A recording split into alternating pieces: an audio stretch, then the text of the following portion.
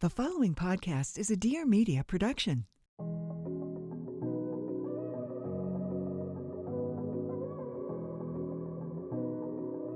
Welcome back to the Real Stuff podcast. Today's episode is a very exciting audience caller episode, the in-laws chat.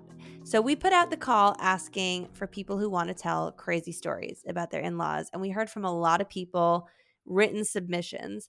Today's episode is going to feature 3 people who come on the show to share their stories in person. 2 of them will be on video if you're watching on YouTube. 1 has asked to remain anonymous. And then we've also included a few other audience submissions that I'm just reading aloud. So we didn't have the ability to bring everyone onto the show, but there were some other good gems in the stories that I wanted to make sure to read to you guys. I want to call out this episode is going to stand, as I mentioned in the mother-in-law episode with my mother-in-law, in stark contrast to that episode with her, which was the first episode of season 2, just a couple episodes back if you missed it. It's worth noting that I specifically asked people for negative stories for this episode. So it's not like, I went ahead and made my episode and asked people to share their stories and then only chose negative ones to feature. This was specifically meant to be a juicy episode where we heard the crazy horror taboo stories that nobody talks about and doesn't share. And I'm incredibly grateful to everyone who submitted stories, and especially these audience callers who come on and show their faces and really just lay it all out on the table. There are so many dynamics at play in this episode, from financial issues to loads of judgment over how people choose to raise their kids, to racism. Really, the list is endless, and I'm so excited to get into this episode and let you guys hear what I've heard. And the only other thing I want to call out before we start is, as I say with a lot of episodes on this show, especially when callers are calling in to tell us about stories in their lives, we have to remember that this is one side of the story. And in today's episode, we are purely hearing from the daughters-in-law. These are not the mothers-in-law. So if the Mills were on this show, I'm sure we would be hearing a different side of the story. And let's just keep that in mind as we listen. And I'm so excited to hear what you guys think about this one. So without further ado, we are going to get into our first audience caller. This first person is our caller who has chosen to remain anonymous. And this story has a decent amount of racism in it. When I read her submission, I knew I wanted to talk to her because it's very complex, multi-layered issues. And truthfully, I hadn't heard of a story where an in-law took so long before they got the chance to meet their grandchild purely because of racial issues. So let's dive in to this first audience caller. Thank you so much for writing in with this wacky story of your in-laws, and I can't wait to hear about it from your perspective. So can you take us back to when you first met your husband in 2017, what he said to you at the time about his parents and his relationship with them? Yeah, so I met my husband through an app. Like, we had a few dates, and he didn't immediately say anything about his parents. It was actually one of my coworkers. I told her that I was seeing a guy who's from the States, but his parents are from India. And she was like, oh, well, like, be careful because sometimes Indian cultures have issues with dating people that are definitely outside of their culture, but more specifically people who are Black. And I had never heard that stereotype before. So I asked him about it, and he was like, yeah, I mean, they would definitely prefer for me to date an Indian woman, but I think that they'll be okay with it. We dated for a year. He told them about us, and they were not okay with it. So he finally, after 1 year, went to them and said, I'm dating a Black woman. Did he tell you what they said? No, he didn't tell me because I think he was very embarrassed with what they were telling him, but I can only imagine what was said to him. What do you think was said?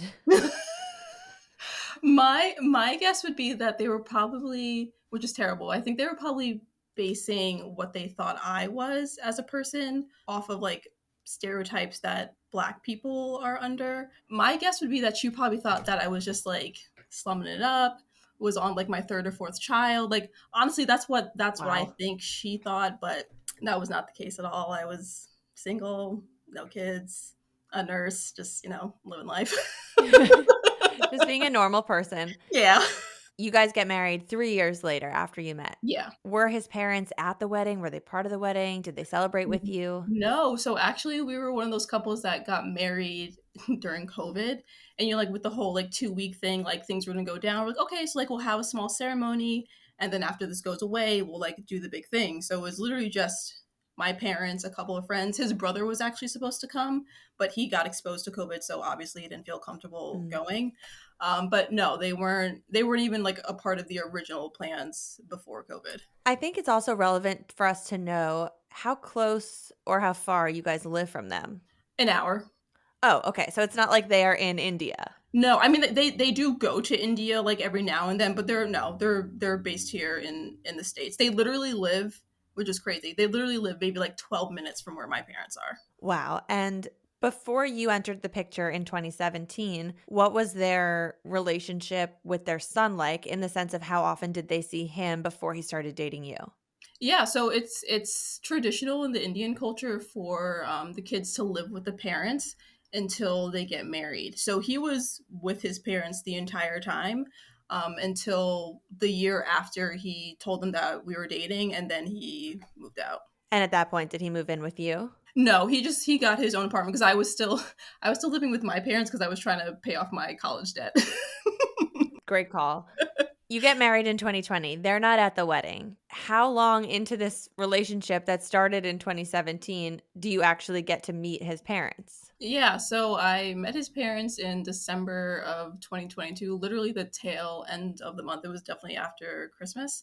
And we actually had our son. We had our son in February of 2022, and he really wanted his parents, to meet their first grandchild, like naturally so, makes sense. And I think he had kind of high hopes that it was going to go over well. I had zero expectations just because of the very little that I knew about them. So I was just kind of along for the ride, if that makes sense. Before we get into what happened in this meeting, can we just acknowledge the fact that I've never heard of in-laws or grandparents claiming that it's time for them to meet their grandchild when the child is 10 months old and they live an hour away? Yes. Yeah, exactly. As you're going through pregnancy, was there any point in the pregnancy or after the labor and delivery process that you or him or the parents thought, maybe you should come see this child? Yeah, so I'm fairly certain they knew that I was pregnant. And it's funny, after I had my son, his father called him. So his father called my husband. And he didn't say anything about the baby, but my guess is that maybe my brother-in-law told my father-in-law that, like, hey, just so you know, your first grandson or your first grandchild is now born. But yeah, I didn't see them. They didn't check in to like make sure we were doing okay. It was just radio silence. Wow. Okay. So your son's 10 months and your in-laws come to meet him, or you go there? Yeah, we went there because we were actually staying at my parents for Christmas. So it was just like an easy 10-12 minute drive over to their house. Okay. And what happens at this interaction? So we went to the house and his dad opened the door and he seemed very nice. He seemed very excited to meet our son. And we went into the living room. And as I was hanging up my coat, I saw my mother-in-law walk away. And I was like, that's kind of weird. I feel like she knows that we're here. So you would think that she would come into the living room. And then my father-in-law called her in, and then she came. And then we were just kind of just sitting there awkwardly on the couch. No one was really saying anything. My son, he crawled out of my lap and he was just like playing by himself in the middle of the living room. Like how kids, when they're young, like they're smiling and trying to like interact with the people around them. And there was no interaction. And then he immediately just came back and crawled into my arms and just sat there. Because I feel like he felt like the vibe was off. All this time, what is your husband doing? What is he saying to his parents? Like, what are you guys talking about? He was saying to his parents, like, oh, like, this is your grandson. Like, do you want to say hi to him? Like, do you want to meet him? And then his mother kind of went off into like interview mode where she was just asking me all of these questions about myself, which I mean, I guess it makes sense because I've never met her. She's never met me. I understand. Like, you would want to know the woman that your son has, married, but also this interview process or this like get together probably should have happened years prior to at that moment, but yeah, she was just asking me about like my job, where I grew up, what do my parents do, and I was like, I feel like that's not really relevant to the conversation. Anyway, after the interview, then she started talking. After the interview. she started talking in like their native tongue, and I don't understand that. My only language is English. And I got very uncomfortable because I could tell they were obviously talking about the situation, but they weren't translating it. So I didn't know. Who was she talking To my husband. And my father-in-law was kind of saying things, but he I feel like he was just silent. I feel like he was trying not to get involved. So then I just excused myself. I was still breastfeeding at that point, and I'm normally the type of girl to just be like, hey, I'm going to feed my kid. If you have a problem, you have a problem, you can leave. But I just felt so uncomfortable, so I excused myself so I could breastfeed and just get away from that situation. And then once he was finished, then I came back, and then she she came over to me, and then she took my son out of my arms. Oh my which gosh. I wanted to fight her because I was like, I don't know you. My son doesn't know you. She kind of doesn't really have a relationship with her son at this point in time. So it was very awkward, but I thought if I escalated it, it would have just made things worse. So I was like, I'll just sit here and observe. And then she went back into speaking into her native language, which again, I don't understand. My son does not understand. And then she started walking around like the living room area. And that was making me nervous because I was like, okay, so now you're not within arm's reach of me. Like I can't reach out to you or reach out to my son if I need to get him. And then I feel like then my husband like noticed that I was getting kind of anxious about it. So then he asked his mom for his son back. And then she kind of like moved her body in a position where she like put my son on the other side of her so my husband couldn't reach him. Oh And I no. was like, okay, let's not do things like that because then I'm going to start to start to escalate things. But he took him out of her arms, and then he was like, okay, I think we need to leave because this is just, it's starting to get weird. Then my father-in-law, he wrote a check out to my son, and then we ended the night with a prayer, and then that was it. Like that was my interaction with my in-laws. It's 2 years later now, and I haven't heard from them, haven't seen them. I see my brother-in-law from time to time because him and my husband, like, they go out, they hang out, they go to games and stuff. But like my in-laws are still a mystery to me. One thing you mentioned in the email that I was interested in is that check that your father-in-law gave you. Yeah. You said that you ended up throwing it away. Yeah, we threw it away because, it's one thing if you have a relationship with someone and you're like, oh yeah, thank you so much for that gift. Like, well, save it up. And that's normally what we do when people give money to our son. We just put it in his bank account. But it's just weird because I don't have a relationship with you, so I don't feel comfortable taking something as, I guess, serious as money and keeping it. Because then I also felt like they could kind of hold it over our heads, I guess. Like, oh, like we gave you this amount of money, so like we should be able to do X, Y, and Z, and that's not the case. Are you comfortable sharing how much the check was for? It was a few $100s. Listen, a tough in-law is a tough in-law, and that's a problem to deal with. I sometimes do feel like the person whose parents it is, so in this case, your husband, Mm-hmm. if you are seeing them recurringly and there are recurring problems, I feel like it is that partner's responsibility in a way to be the middleman or to step in to defend their partner in front of the in-laws. Do you feel like your husband has been that strong supportive partner for you anytime that, obviously there's only been one meeting with them in person, but anytime that there's connection or conversation and you feel uncomfortable about anything, that he is standing up for you and being there for you? Oh yeah, for sure. I mean, like in the one interaction that we had, like when he got up to get our son, because I feel like he could feel my anxiousness like pulsating through my body. Definitely appreciated that.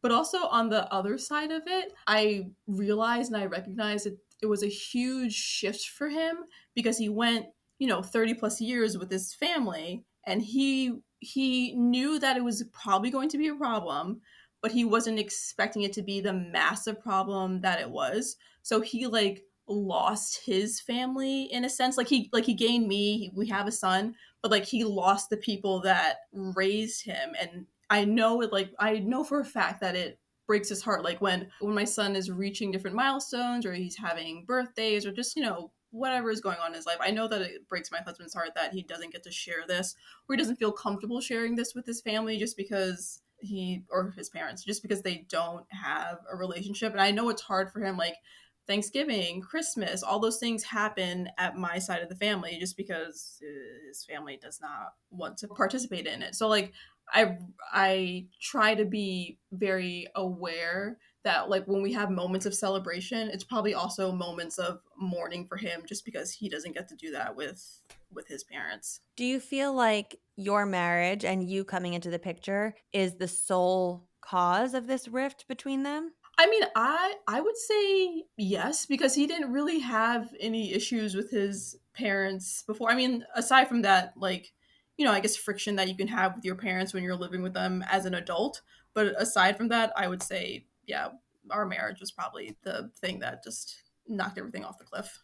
Also, not that it's your responsibility to do this. And obviously, if there's any sort of racism involved, it's absolutely not your responsibility to do this. Yeah. But have you ever felt like, well, maybe as the daughter in law, maybe I should try to reach out to them or specifically to his mom. And I should try to, I don't want to even say get her to like me, but like show Yeah. her that I have good intentions and that I love her son and tell her that I'm interested in Yeah. bringing the family together. Like, is that ever something that crosses your mind? Oh, for sure. Because I like when there's a conflict, I definitely need a moment to myself to kind of just review it and analyze it. But I've had 7 years at this point to analyze it, and I would like to not like bring my case. There's no need for me to bring my case, but just to like explain the situation. Like a few years ago, I had that conversation with my husband. Like, do you think it would like make a difference if I went to your parents and was like, "Hey, this is who I am as a person. Do you want to talk about like what your issues are or what your assumptions are about me so we can just kind of like get that out and into the air?" And he says he doesn't think that would be a very good idea. And actually, in hindsight, upon saying that, I feel to my core that it is not the son in law or the daughter in law's responsibility Yeah. to do that outreach. I don't know why, but I believe that as the parent in the situation, when your child has chosen to love someone and Mhm. has started a life with that person, it's your responsibility as a parent to let them go, support them in every Right. decision that they've made in Right. life. Exactly. Especially Exactly. if the decision is just being with a lovely woman and having a child. Like, it's not like your son has gone rogue and done Right. anything Right. absurd. Exactly. So, truly, I do think it's their responsibility, and at a certain point, it's the type of situation where it's like, it's unfortunate, but it's Yeah. not worth your energy in life to try to solve this riddle. Exactly. Exactly. And that's my biggest thing too. Like if they ever decide that they want to reach out and like for there to be reconciliation in the relationship between us and between like their son, then fine. But if not, then I mean, it's unfortunate because my son will not know his grandparents unless they reach out. I mean, it is what it is. Do you have any plans at this moment of seeing them ever again? No, I mean, I don't see myself reaching out to them. And this is gonna sound terrible. Like, unless it was like a family emergency, obviously I would reach out. But for the highs of life that they're choosing not to participate in, I'm not going to reach out now. By the way, what's your relationship like with your parents? Oh, my parents are awesome. I love my parents. Like, I mean, they only live an hour away. I wish I could see them every day, but I work and things like that. But yeah, my relationship with my parents, my siblings, great. It really is unfortunate, and my heart goes out to your husband because I feel like that has to be really hard to have, part one of your life and then part two is just totally different players. Yes. And it is really tough. But it's also very unfortunate for you because I think a part of getting married and joining a new family is about the wider family. And Oh that yeah. should be a source of, at least some joy in your life. So when you see and talk to other friends who have different types of relationships with in-laws, how does that make you feel? Oh yeah, it makes me really sad because my parents have really good relationships with their in-laws, my grandparents, and that was always something that I really wanted when I was even when I was little. I was like, oh my gosh, when I get married, I get to have a second family. Like I get to have two sets of parents. Like no joke, that's what I thought. And then I met my husband, and then come to find out, like that was not going to be the case. I wasn't going to have a second family. My brother-in-law, he's great, love him so much, but my parents-in-law, they're just not. Thank you so much to that anonymous caller for writing in and for being on the show. There really is such an interesting conversation to be had about whose responsibility it is, the mother in law or the daughter in law, to really set the stage and to be the one to reach out and, I don't know, extend a hand and say, I'm here and I want to have this relationship. And I can't say why, but I just believe it's the mother in law. I think maybe it's a power dynamic situation. The daughter-in-law's younger. They're the one stepping into a family that's already established. And I just think it's the older person and the person with more authority, quote unquote, position to reach out and make the daughter-in-law comfortable. Maybe you would disagree. Let us know on YouTube what you think about that. You saw it in my conversation with my mother-in-law, where we talked a lot about as you age and your children start to make relationships and start families, how important it is to just let your kids go and trust that you've done everything you can for them in life. And now it's their turn to love who they want to love and live the life they want to live. And it's not your responsibility to continue parenting them or shaping them as adults. And I believe that to my core. So I do feel it was this caller's mother-in-law's responsibility to take that first step to bring them together. And of course, that didn't happen. But thank you so much for calling in. Now, as I mentioned, we're going to be reading some audience submissions here in between these callers. So I'm going to read this one and then we will get into caller number 2. Hi, Lucie. I'm Maddie. I'm a woman in my late 20s, married to a wonderful husband in his early 30s. My husband's parents weren't thrilled that we moved in together before marriage. Obviously, in a conservative Catholic upbringing, you're supposed to marry another Catholic and not cohabitate or have sex before marriage. These are both things that we decided were important to us. My parents are split up, and they're very open about it and outwardly grateful and comfortable with each other. My dad is a recovering addict and alcoholic, and my mom has had her struggles, and they're not shy about expressing that they've had hardships and needed to work on themselves separately. This has all brought a lot of silent but palpable judgment from my husband's family. They do not talk about feelings or admit/acknowledge struggles or disagreements. I've always felt like an outcast in his family, and we've always felt like the black sheep. All of his siblings went on to marry devout Catholics that uphold the lifestyle that his parents wanted, but we don't. It's a long story, but I accidentally found myself an opportunity to snoop in his mom's phone at one point in time, and I found out that she and my husband's siblings were sending screenshots and making fun of my parents' lives and the possibility that I will ever turn out like them. It was very hurtful. I blew up at his mother, and that was not received well. It has been a few years, and we've gotten back to a place where we're civil and comfortable around each other, but there will always be something in the air separating us, and we've all come to terms with that and live comfortably with it. I think my biggest takeaway from my experience is that marrying someone from a vastly different upbringing than you isn't just an issue between the two of you, but it introduces a constant third entity, whether that's parents or siblings, which acts as an intruding force that constantly needs to be monitored. Thank you, Maddie, for sending that in. And honestly, it's relevant to the caller we just heard from because the whole background, having a different upbringing, having a different background, whether it's religion, race, so many of these things play into how in-laws seem to feel about us in our relationships with their kids. And I'll say it again, even in this case, I really just feel like it's your responsibility as the parent, once your child gets to the age to be in a consenting relationship and a marriage and to become parents themselves, you gotta let go. All right, moving on to our next audience caller, Hannah, who's got some really interesting, juicy stories to talk about and share with us. So let's dive in with Hannah. Your story captured my attention, seeing how long you've known your in-laws Right. for. You told me that you and your husband met in preschool, and so you've kind of always known his family. Can you just take us back to your upbringing and how your families related to each other, how close everyone was, and then what happened once you got married? Yeah, sure. So my husband was born in New York, actually. I was born here in London, and when we were like 3, 4 years old, my husband's father, he got a job here in London, and so they moved here. Out of the blue, my husband's father he just found an apartment near where I lived, and he went to synagogue that Friday night, and my father invited him for dinner, and that's how we met, firstly. And because my father told him where I was going to school, he just decided, okay, so I'll just put my kids in this school. I always tell my husband, I remember when I saw you in the first time in my life, like I was like, I literally like fell in love with you. Like when I saw you walk in, I was 4 years old. Oh, Like I just remember it. And we always lived around the corner from each other. So we were in preschool together and we were very close family friends. We saw each other every week in synagogue. We were in school together every single day. My parents and their parents became very close family friends. All our family, we were part of the same group. So I knew my in-laws really well. I've known my in-laws for 24 years. so just so I understand your timeline with your husband, when did you guys actually start dating each other? So if you ask my husband, he'll tell you he asked me out when we were in like 6th grade, and then he dumped me 2 days later.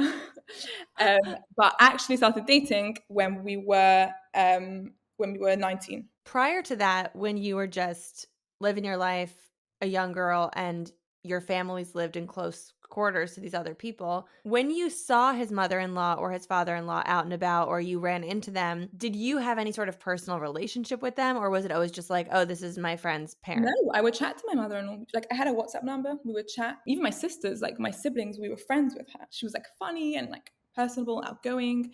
And my father-in-law also, like, we would joke, like we had a relationship, like a friendship type of relationship. So then you turn 19 and you start dating your now husband. Was it immediate that all of a sudden this woman and this man just kind of flipped on you? No, it wasn't immediate. No, there was a lot of different, like, it was really like after we got married. So can you identify anything that maybe led to the first moment when you felt like this woman is not being nice to me? I think maybe what she found and what we all found difficult was that, firstly, like, both my husband and I are the oldest in our family, and I think it was very new to everyone that we were married. Like, suddenly there was like another person in this family dynamic, and my husband only has one brother. They were very close, and my husband was quite close with his mother before we got married, and I think that it was maybe the feeling of like threat that maybe I was doing things like different or better, or that my husband was happy. Something very big was that also my husband would defend me always. So if something happened between him and my mother-in-law,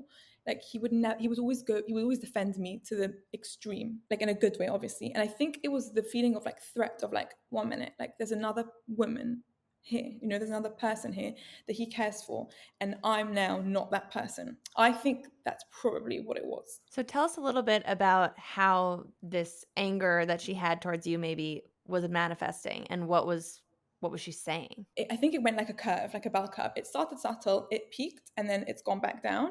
I think it started just like we came back from where we were living abroad, and I said like I wasn't so into like housewifing at the time. I think I was married for like 6 months, having fun. And she noticed, like when we were there for a meal, she noticed that like my husband's collar wasn't pressed like at the bottom. And she said like after the meal, she was like touching it, and she was like, you weren't like this when you were at home. Like this didn't happen when you were living with me. And like she didn't say it to me, she said it to him. I was just sitting there, And I remember I went home and I really thought about it, and I was like, that was a dig. Like that was for sure at me. Like that's just not acceptable. And my husband also was like, she shouldn't have said that, whatever. Like it was like he completely agreed with me. But yeah, so that was like really the first thing. That was the first thing ever that she ever said to me that made me feel like maybe she doesn't really like me anymore. Is it customary in your culture or the family systems that you guys come from that the wife would be pressing the husband's suits and taking care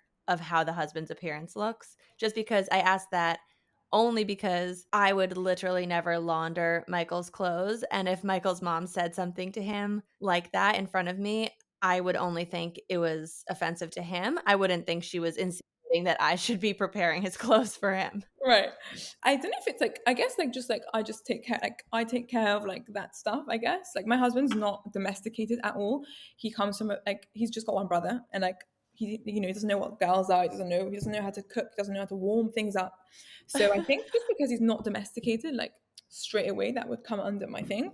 But the funny thing was like I wasn't domesticated either at that point. Like I knew how to cook because I liked cooking, like I like baking, I like being in the kitchen, whatever. I also in my house, like when I was growing up, like my parents, I had like I would wash something in the morning and it would be folded and ironed and pressed on my bed like that same evening. Do you know what I mean? Like so like I wasn't domesticated either, but I think it was just because I was the more domesticated one. It just fell under my my responsibility, I guess. And then you mentioned that after you had your first child, that's when some of this nastiness got a little bit worse. So yeah, how old were you when that happened? And then bring us into those stories. When I got pregnant, I was 21. So it was like I got pregnant like a year and a bit after I got married, and we moved back to London. We moved back to London to where my family and his family were living, and we were seeing them more often. And I think what was bothering me was that they were always, I didn't know what I was having. I'm a surprise girl. I never find out. They are very into boys. So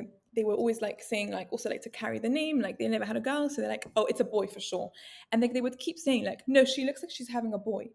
And like they would tell me like oh, are you going to call it this? Like, if it's a boy, you have to call it this. And I just remember feeling so like, like pressurized. Like, it was just such like, also it was the first baby, first grandchild on both sides. I remember like going back home to my mum and I was like, I feel choked. Like, I feel choked, you know, like, I just feel like they're always asking me about like, is it a boy? Is there a girl? It has to be a boy because this is just what they want. It has to be called this. It has to, you know, it was just like very like stressful. In between, we were having arguments. Like, I had really nasty morning sickness in my first pregnancy. I was nauseous for 9 months and I could not eat properly. So whenever we would go to like eat at my in-laws, I couldn't eat anything. Like, I remember I could just eat bread. They were commenting like, you know, mum prepares food and like you didn't eat it. Just like these small things that were like a bit like off. And my husband was having his own things with his parents, like that had not really much to do with me, but I was caught in between. And like, it ended up that a month before I gave birth, we were not talking to them. I mean, to my father-in-law, yeah, but we weren't talking to my mother-in-law. Like, they had gotten in a huge argument. I actually don't remember what it was because it didn't have to do with me. I think it was to do with my husband, and we weren't talking to my in-laws. And I was due on like February 10th, I think it was, or 9th. It was my anniversary, so yeah. And I remember I was staying at my parents because we were still building our home, so we wasn't ready. We were living with my parents, and I was like due. It was a Sabbath. It was Shabbat. We keep Shabbat. And my in-law, it was a knock at my parents' door in the middle of lunch. Open, it's my father-in-law, and we were like, "Hi," and he was like, "Where's the baby?" I was like, "What?" They were like, "Yeah, where's like so any news?" I was like, "No news. Like, I'm still here. Like, there's no baby." I was like, 40 weeks. Today's baby day, but it's not. And my mother-in-law had brought back her parents from Paris to come and be there for the birth. And that whole week, I was 6 days late. Yeah, that whole week, every day. So what's going on? And I was just like, oh my God, can you imagine like being 40 weeks? I mean, it's already stressful enough on you. You want the baby out and you're in pain. It was my first pregnancy and I just didn't feel like myself. And I was just nauseous and I just wanted to be not pregnant at that point. And like for people to ask me, where's the baby? I was like, no. I mean, especially a situation where people flew in from out of town and are awaiting your delivery, which you cannot control. It was so stressful. So that Friday night, I was still overdue. Friday night, my parents were at like a dinner for like someone's bar mitzvah, I remember. And I went to my in-laws that Friday night. I was like feeling a bit off, but like, you don't know anything, you know, at that point. Also, like, you kind of give up. You're like, okay, I'm being induced. You give up and you don't think about it anymore. And they were like, oh, it's like the parents were like, it's so annoying. We flew out, we came out, and like, I guess we're just not gonna be able to see the baby. I was like, yeah, just won't. Happened to be that I had the baby the next morning. In the middle of the night, I went to labor and I had the baby the next morning. Came home, and it was a girl. It wasn't a boy. So when I came home, I was like, I just don't want any visitors. I just don't want to see anyone. I remember like it was Shabbat again. So like no one could come and visit me in the hospital when I had her. And they were like, after Shabbat, it was in the winter, so it finishes very early. It was like 6 p.m. and they were like, can we come? And I was like, no, stay away. I was like, I just need my head. And like, I'm coming home tomorrow. Like, we'll talk. And I remember when I came home from having the baby, my mother-in-law came to visit with her mother. They were leaving. They managed to be there for one day. And she straight away, she did not say, I did not get a text to say congratulations. I did not get a call. I didn't get a gift or flowers, nothing. The first thing she said, she walked in with a gift for my daughter, and she was like, oh, her ear, there's something with it. Like, that's what she just touched her, like, oh, there's something with her ear, or she shouldn't be wearing this, it's choking her. And I just remember like looking at my husband, I'm like, get her out. Like, I was just like, what are you doing? Like, I've just had a baby. You haven't spoken to me. You've ignored me. You didn't say congratulations. And you're already undermining me as like a parent. Like, that's what I felt. I felt like threatened as like a mother. That's like the top of the curve. Like and it lasted a long time. Like, I've had 2 kids in between that. So I've got 3 kids. And with everyone, it's always been like, oh, like you should do this. Oh, you should do that. Wow. Can you just share some of the examples from your note to us? Because there were a couple of things that, you know, involved like cursing and just some really aggressive things. Yeah. So that one must have been when my daughter was 1.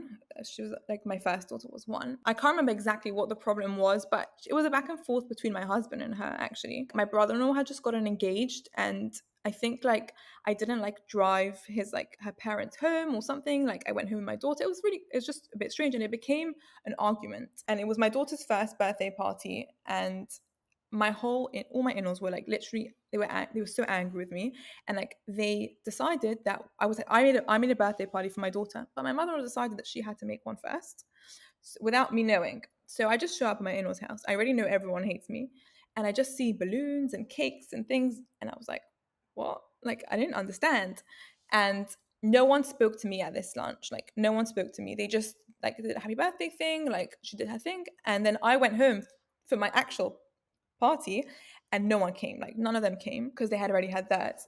And so my husband, I think, like he might have said something, or she might have said something to my husband, and it basically went. It was like a text message.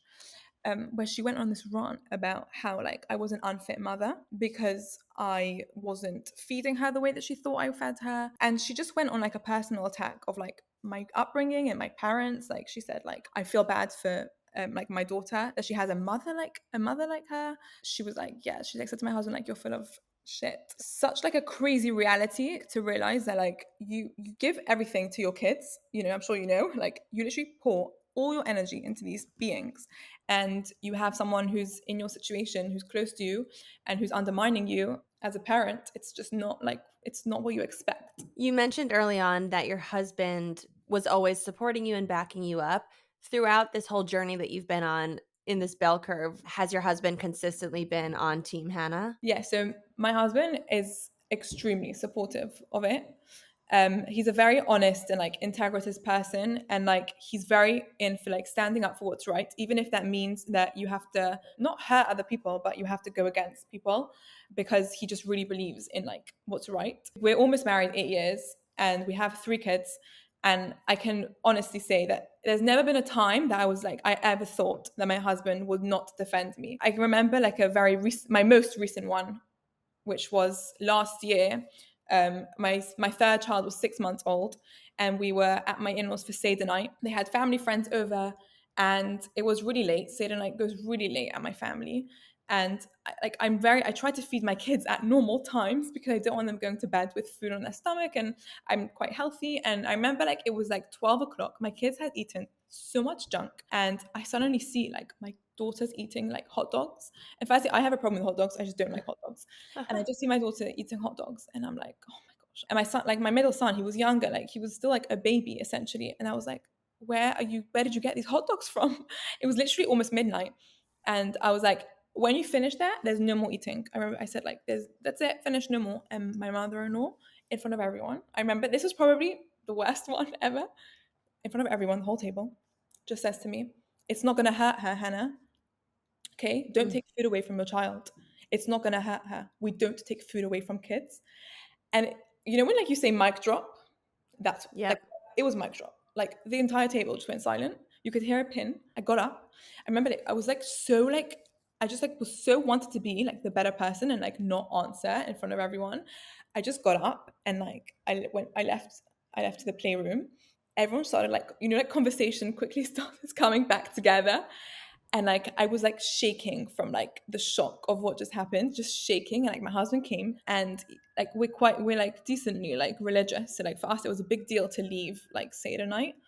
And my husband just goes like, we're leaving. After my husband like said to me, he was like, that was outrageous. Like, Hannah, you have to understand that wasn't normal.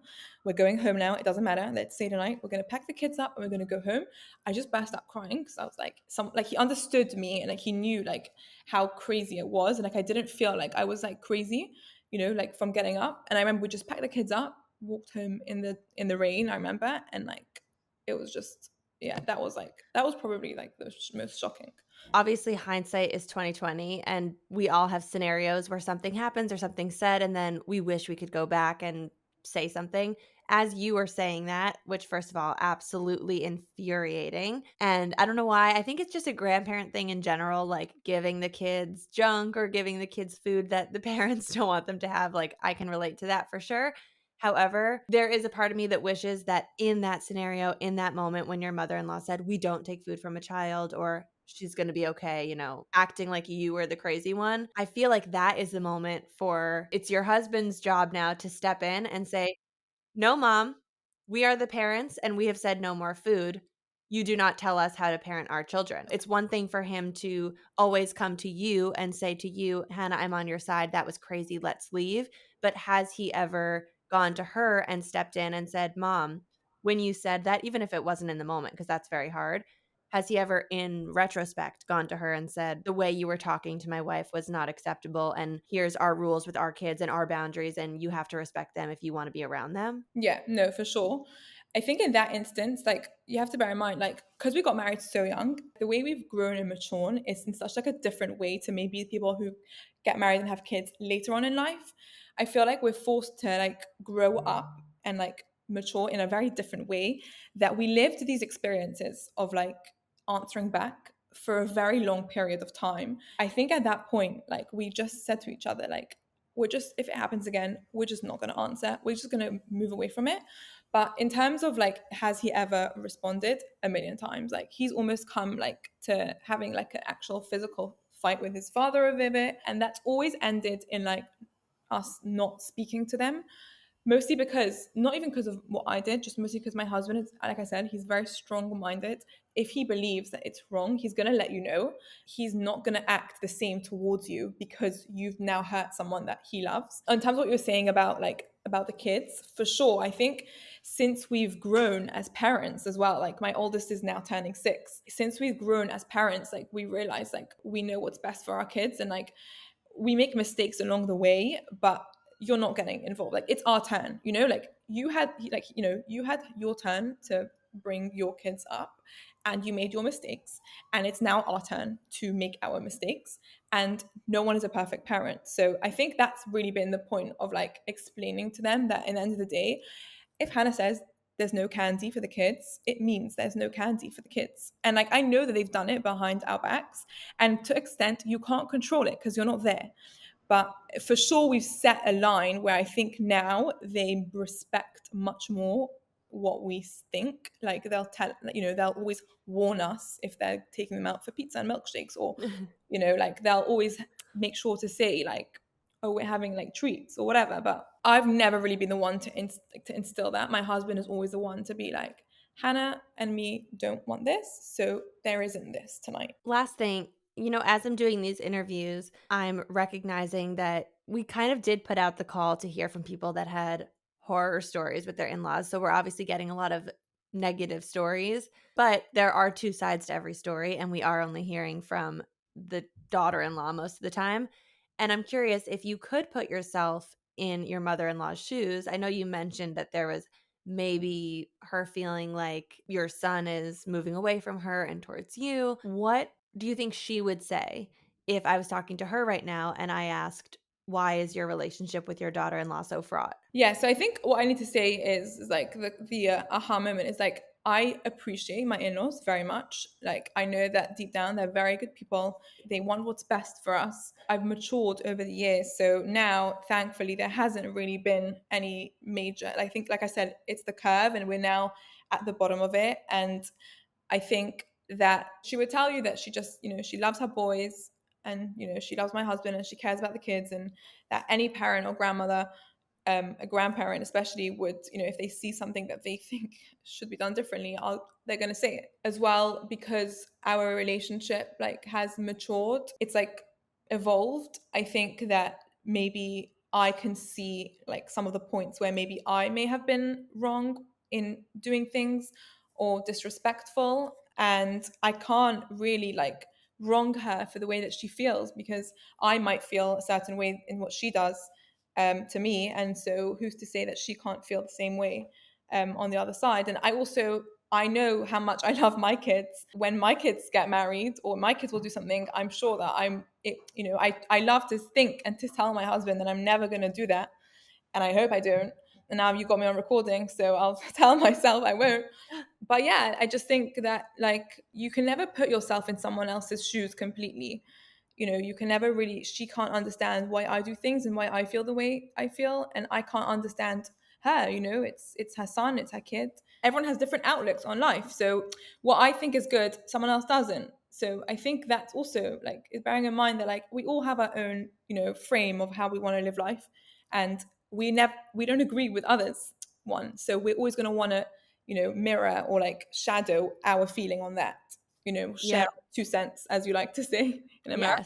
Yes. The American slang. Hannah, thank you so much for coming on. And I do hope that your relationship continues to improve. It sounds like you're on the upswing or the downswing of the bell curve, but the upswing in terms of how positive the experience is.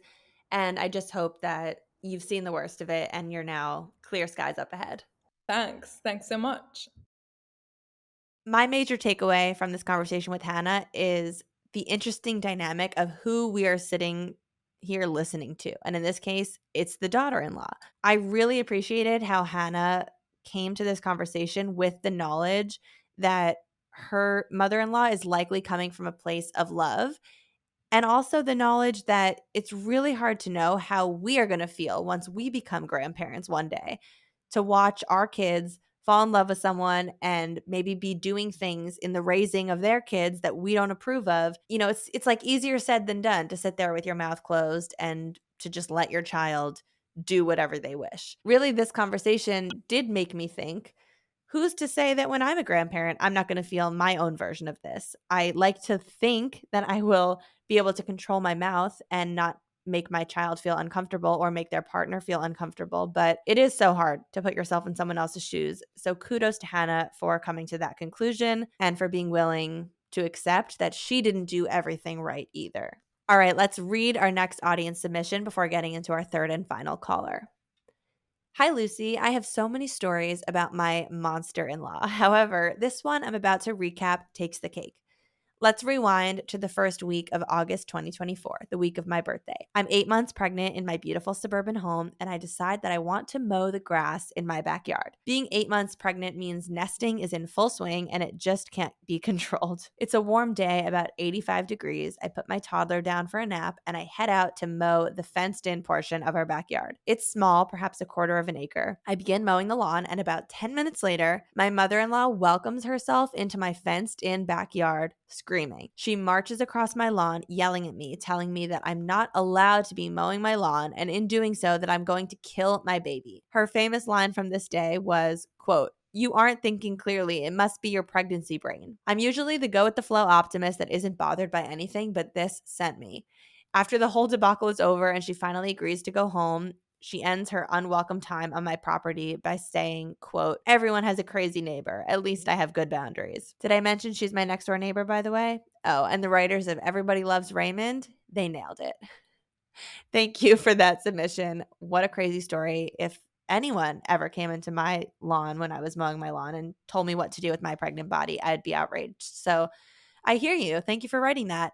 And now we're going to move on to our third caller, Kate. And this one is a very, very interesting story because of the complex financial burden that her in-laws have put on her.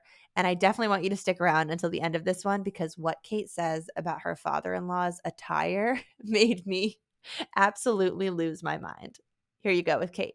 Hi, Kate. Welcome to The Real Stuff. Hey, Lucie. Thanks for inviting me. Thank you for writing in. One thing that stuck out to me from your application letter was really about how each set of in-laws in your family kind of thinks that the other in-laws have all the drama, but really the drama is everyone. I think it's easy not to see your own stuff. Like, as a person in general, it's easy to assume that, and specifically with parents, right? So parents want to protect their kids and love their kids and be defensive for them.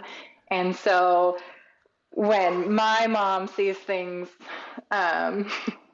she sees the problems on the other side. And when my husband's parents, both of them actually see things, they see things on my mom's side. And so it's, I think, just easier to see other people's issues than it is to see your own. It takes a lot of work to see your own issues. First of all, you and your husband have been married 15 years. Mm-hmm. Congratulations. That's amazing. I know you wrote in about how your mom does have her fair share of issues that your husband could probably speak to us about if we wanted to dive into your mom.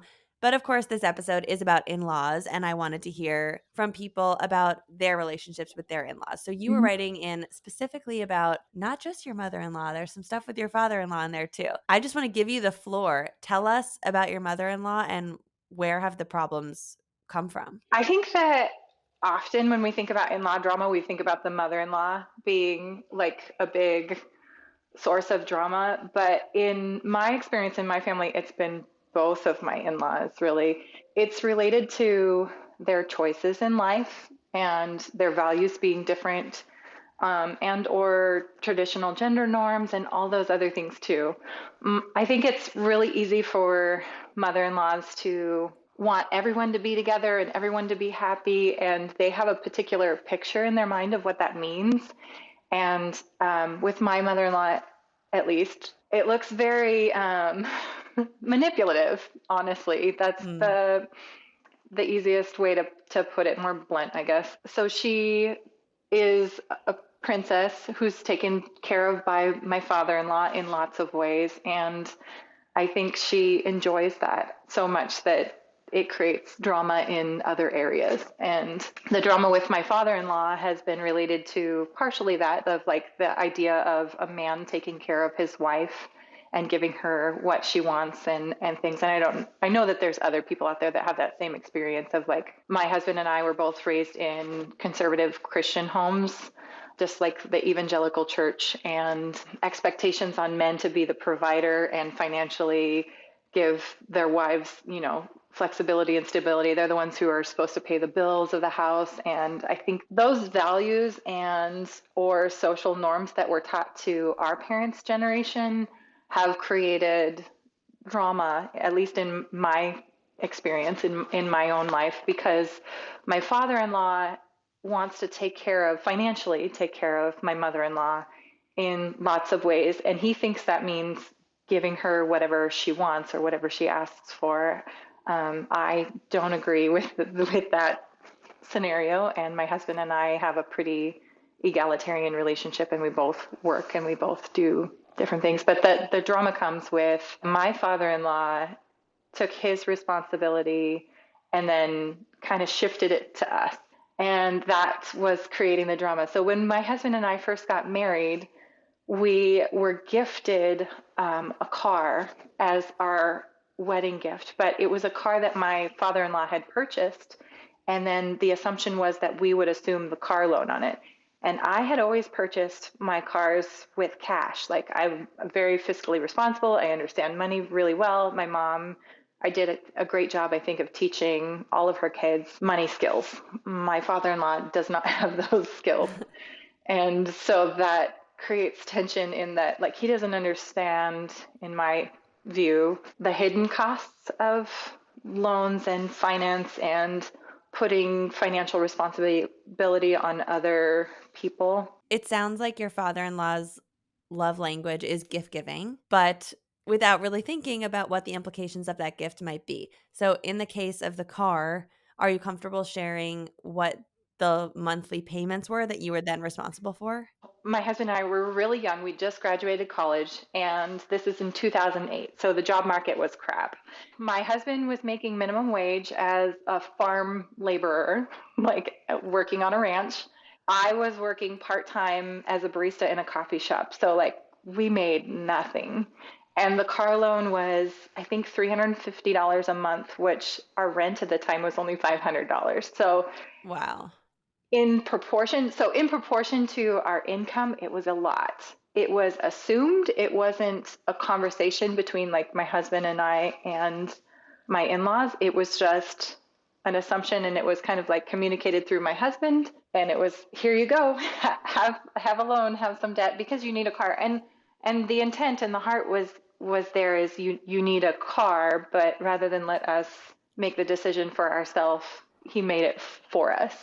Just so I understand what your relationship with them is like, Mhm. after that transaction and that gift was given, did you guys smile and say thank you so much and give them a hug and talk about them behind closed doors? Or did you guys say to them, we can't afford this. This is a ridiculous gift. I know you had good intentions, but this is not a good idea. It wasn't presented to me as a choice, and I'm not exactly sure how the conversation went with my husband. The conversation between my husband and I was, oh, my parents are giving us the car, and they want us to assume the loan. And I suppose at that time, that would have been the right time to say, hey, that's not what I want. Or do you think this is a wise, and we could have had a deeper conversation. But we're transitioning into adulthood at that time as like 21 and 23-year-olds. Like it's a very strange dynamic when your parent is the one who is still making decisions for you as an adult. And I think that's the crux of the issue, is the parent-child relationship changing and that dynamic. But it was a little crazy to me, but we made it work. That's the thing, is we were able to pay the bills and we just figured it out.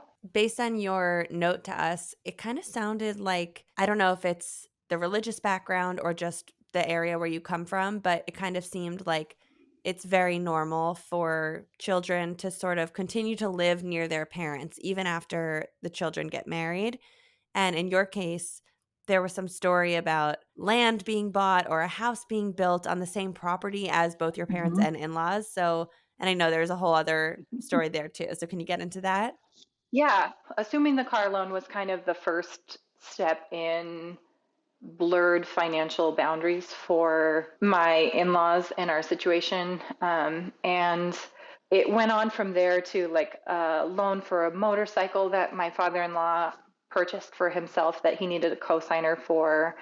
And then in 2017, my in-laws approached my husband and I, and that was then a conversation between all of us. And they pitched the idea of us purchasing their family home from them and them still living in it as our tenants. So this was at the time where we had 4 children, one of which was like a couple months old. There's a lot of changes and a lot going on, but my husband and I could really see the writing on the wall, and with the drama of our parents, and the writing on the wall said, they're not making wise financial decisions. It just kind of snowballed. So we saw that they needed financial help. And we knew that, and that's why they were approaching us, is because the type of loan that they had came due and they didn't have the funds to pay it. They were approaching retirement. And this was on a motorcycle? A motorcycle first, and then their home second. Okay. So the motorcycle loan was just, my father-in-law asked me, because I had excellent credit, he asked me to co-sign on his loan, which I know that happens between parents and children often, but it's usually reversed. It's usually the parents co-signing on the children's loan because parents are financially established, hopefully. Not always the case. It wasn't the case for us. So my in-laws, they're boomers, and they just retired a few years ago, and us purchasing their house was my husband and I looking forward to like our 10-year plan, our 15-year plan. We knew that they needed help financially and that they had medical bills, that they had motorcycle loans, other financial decisions that they'd made that we didn't think were very smart. And so I told my husband, I think we should buy their house from them, because if they have to declare bankruptcy, they're not going to have a place to live. The bank's going to repossess their home.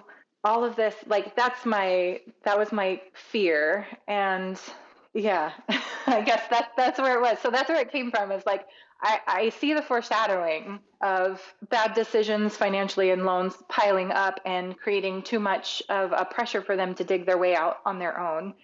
But if we purchase their house, this was the house that my husband was raised in, they won't have to move until they're ready to downsize, and it'll be easier for us financially because we won't be having to show up to help them move. We won't have to like go through that conversation of what are we going to do now, do you need to be moved into assisted living or whatever as they age. So for us, that was the easier solution. Co-signing the motorcycle loan and agreeing to buy their house from them. Mm-hmm. What has the financial burden of those two decisions been on you and your husband? Oh my gosh, it's terrible. Oh no.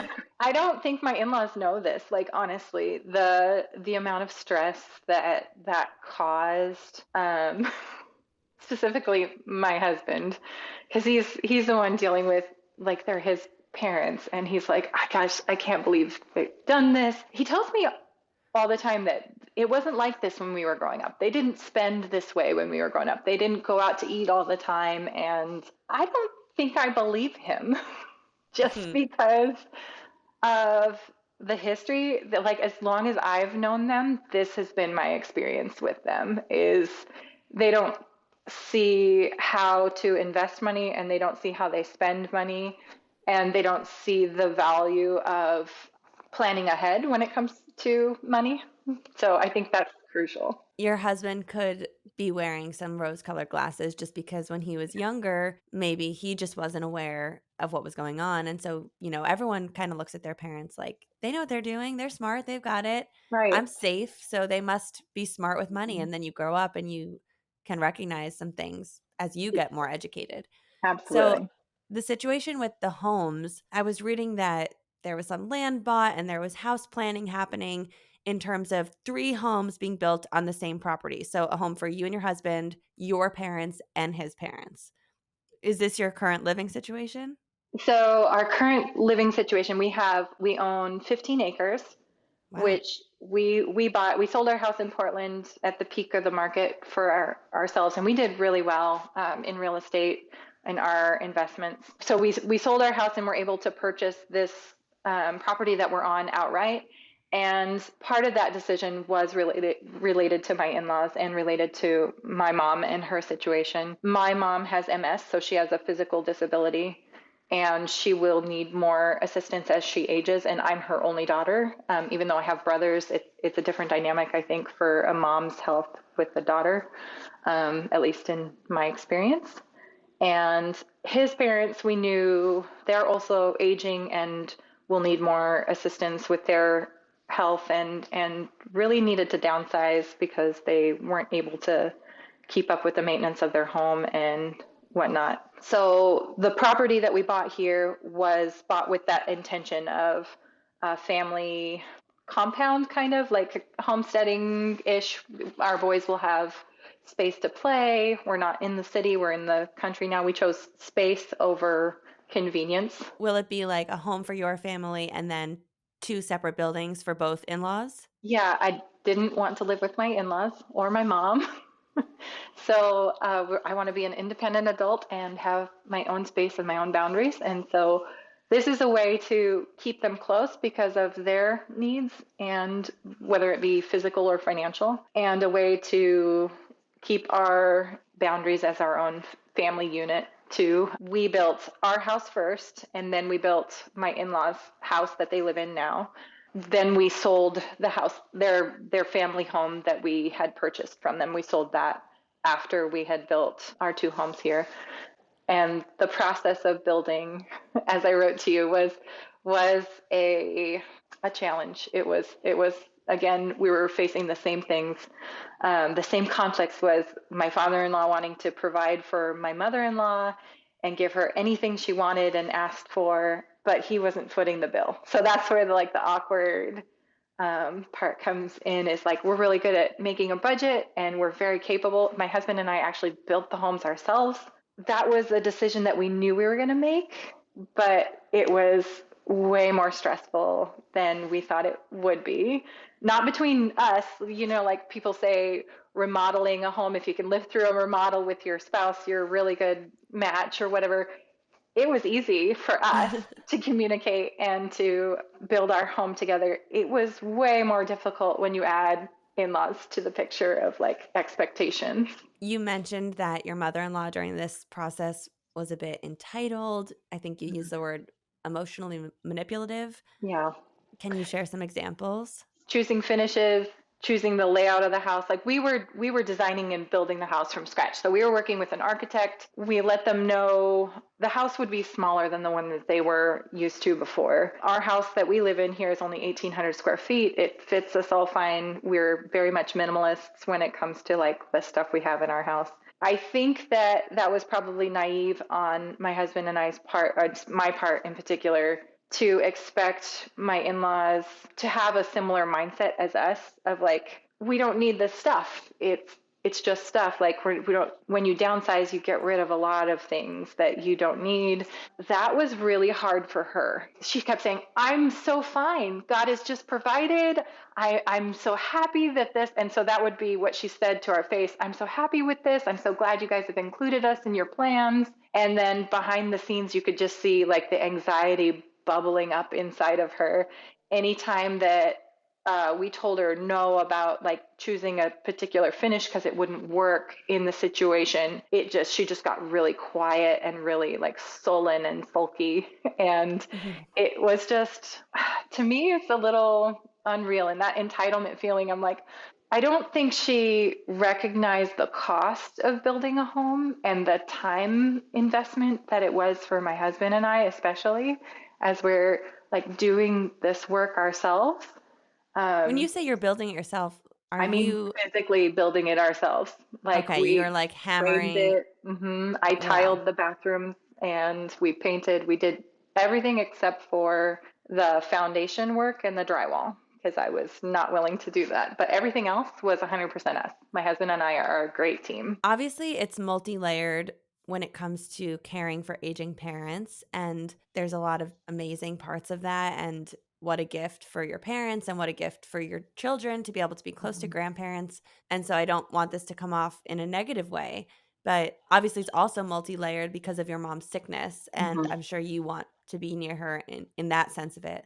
But all of that aside, do you feel like it would be your dream in life to live that close to your parents and your in-laws at this stage of your life? No.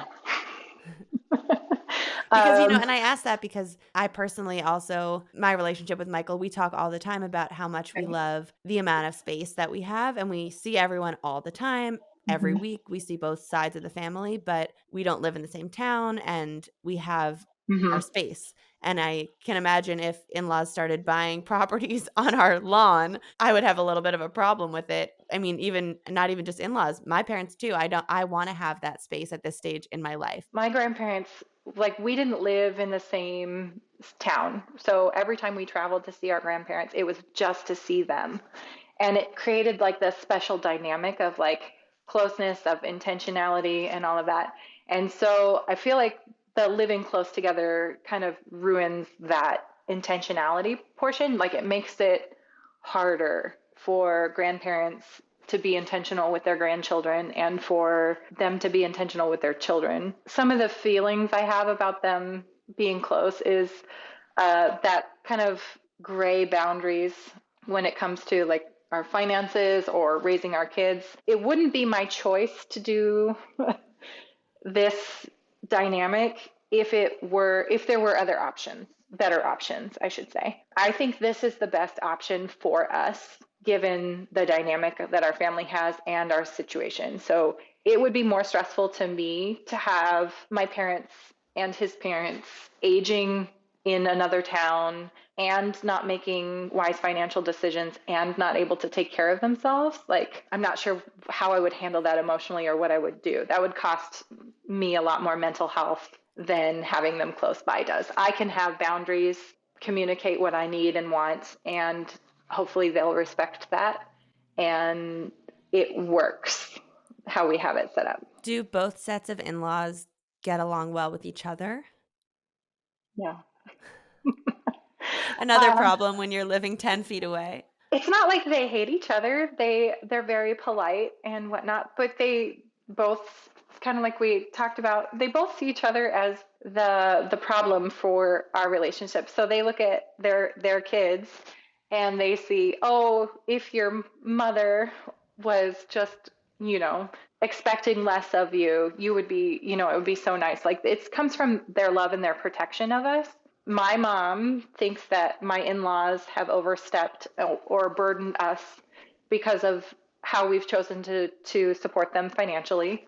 And my in-laws think that my mother oversteps because of how much she asks us to do for her, both physically and in general, like emotionally, everything else. Her lack of boundaries they see, their lack of financial solidarity she sees. So, and there's a whole other topic we didn't get to that was a big part of your letter, which is how your father-in-law walks around with no pants on. What is going on here? I don't understand that one. Is he wearing underwear at least?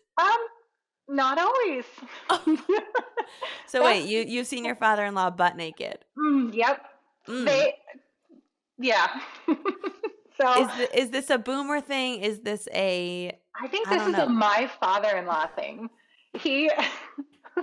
I've talked to some of my coworkers before because he comes occasionally to the office where I work to ask questions and stuff. And in the summertime, he was wearing a mesh motorcycle shirt that's complete. And I'm just like, I don't understand this. And my husband jokes with me all the time of like, I really wish my dad would wear pants out when he goes grocery shopping with my mom because he's wearing tights and just he has skin issues and likes to be comfortable.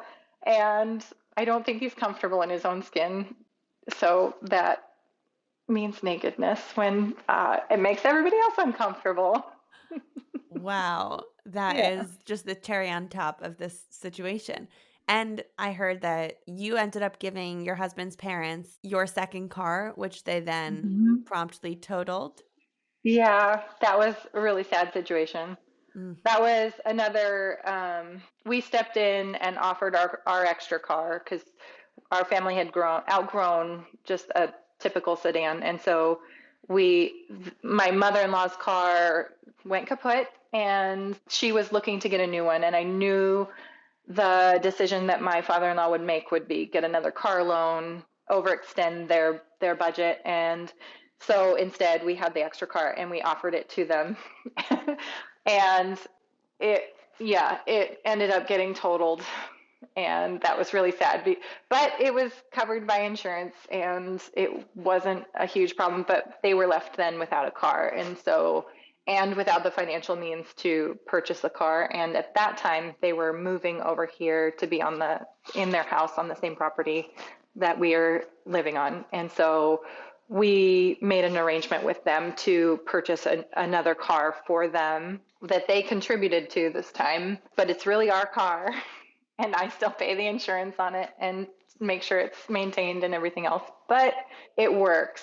It's just disappointing sometimes when your in-laws don't meet your expectations of, I don't know, boundaries and or people, being good people. We all have different expectations, but. And, it really sounds like, not to fault them, but probably from a general lack of financial literacy, it sounds like they've really structured themselves to have the whole second half of their lives be a time when they are in debt as retirees and really reliant on their kids to care for them. And it just sounds like you are in the unfortunate scenario of being partnered up with one of those kids who's now responsible. And do you feel like this scenario is just going to lead you to, for the whole rest of their lives, of a ton of resentment towards them? I don't think I resent them. My husband, we laugh about it all the time. And this might seem morbid or hard for some viewers to listen, but my husband and I joke all the time with all just love and good humor. When my father-in-law and mother-in-law die, that's the joke. That's the punchline to the joke. That starts the conversation. Is when they die, and basically it's a way of saying when they're not our responsibility, what we would do differently.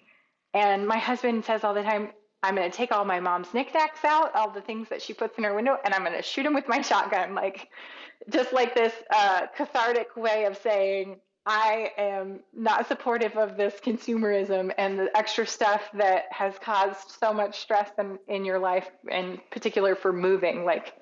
She moved with so much stuff. She moved to a smaller house, but took all of her stuff from her bigger house and had nowhere to put it. So it created stress and tension. And then at her age, physically, she didn't have the energy to keep up with it. So. How old are they?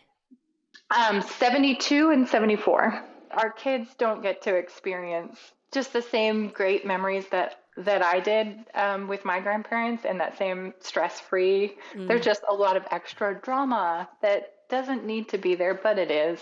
And so we manage it and we deal with it. Well, I can tell you that you are not alone with the drama, as people will hear. The whole rest of this episode is filled with loads of drama. So thank you so much, Kate, for writing in. This story is financially different from some of the others, and I hope you're able to handle all the financial challenges that come along with this. Thank you. So much to unpack in that conversation. Kate seems incredibly level-headed for the situation she's been put in. It seems like, although the situation is hard and challenging, she definitely feels like it's the lesser of two evils and that it could be worse. And good for her for keeping her cool in this really complex moment, especially when it involves finances. There's just a new layer of complexity unlocked. And what this conversation really brought up for me is how the tables turn when you become an adult and you start to look at your own parents on more of an equal playing field to you, and you realize all the ways that they are imperfect. Things that when you were a child you maybe just thought were normal or good or that they were in control, and then you grow up and you can observe them with your adult brain and you start to realize some ways that they're not perfect, or actually some ways that you might be smarter than them or better than things you're better than them at. And it is complicated because they will forever be your parents, but you're now an adult too. And it just really screws up the dynamic of who's the parent, who's the child, who's in control of the situation. As I said to Kate, I really hope that she finds a way to coexist on that, what's it called? The compound with her two families. I really hope that they find a way to live together peacefully and that she doesn't move into her future holding a ton of resentment for specifically the financial burden that her in-laws have put on her. And lastly, let's move on to this last audience submission. Hi, Lucie. I saw you post on Instagram about doing an in-laws episode, and I immediately thought to reach out anonymously. Unfortunately, I truly cannot stand my in-laws. They talk nonstop, say dumb things constantly because they have no filter, and are so draining to be around. I feel like I can't say anything to them about this because to do that would convey the message that I can't stomach their personalities, which I can't. My husband gets annoyed with them too. His dad in particular says problematic things, which I've called him out on, and I get the sense that he doesn't like me because I don't stand for that. I've asked my husband to speak up in the future when he says similar things, and he said he would, so that's good at least. I honestly think my husband generally tunes them out because they talk incessantly. His mom will also literally start separate conversations with me while there's a conversation already going on at the table, mostly about things that have no bearing on my life whatsoever. Oh my God, that's so annoying. In the next couple of years, my husband and I are going to move to be about an hour and a half away from them. So in one sense, that will be good for when we have kids in order to get support from them. But part of me is dreading being locationally closer because that means seeing them more often. I feel like there's nothing I can do except take space from them when I need to. Whew. Okay. Thank you all again for these incredible submissions. These stories are, in some ways funny, in some ways not funny at all, and very serious, and just probably incredibly relatable for people out there who didn't write in, but who have their own problems. So thank you so much to every single person who was a part of this episode. Let's all remind our partners that especially when there is a glaring problem that involves their parents, that it is their responsibility to be the middleman in that relationship. I just believe that deep down. Would love to hear on YouTube any other thoughts you have around in-laws and this topic, and any stories you have, please drop them down on YouTube. And please, if you're loving the show, head over to Apple and Spotify and drop us a 5-star rating and a written review. If you do so, take a screenshot, send it over to me on Instagram at LucieBFink, and I will send you a personalized thank you in a voice note. Thanks for coming back, and we will see you next week on the Real Stuff Podcast. Thank you so much for tuning in to the Real Stuff Podcast. If you're liking the show, please head over to Apple or Spotify and leave the show a written review. If you're watching on YouTube, drop a comment down below and join in the conversation. And if you're feeling called to be a guest on the show, visit luciefink.com/apply and tell us your story. Thank you so much for sharing your time and your attention with us, and we will see you next time on the Real Stuff Podcast. Please note that this episode may contain paid endorsements and advertisements for products and services. Individuals on the show may have a direct or indirect financial interest in products or services referred to in this episode.